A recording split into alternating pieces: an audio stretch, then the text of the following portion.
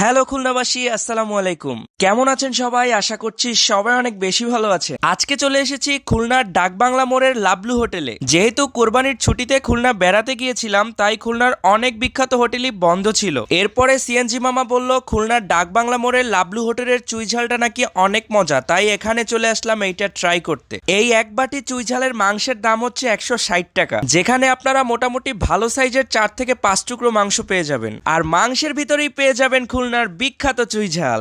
সিলেটে গেলে বিখ্যাত সাতকরার গরুর মাংস, আর খুলনাতে আসলে বিখ্যাত চুইঝালের গরুর মাংস।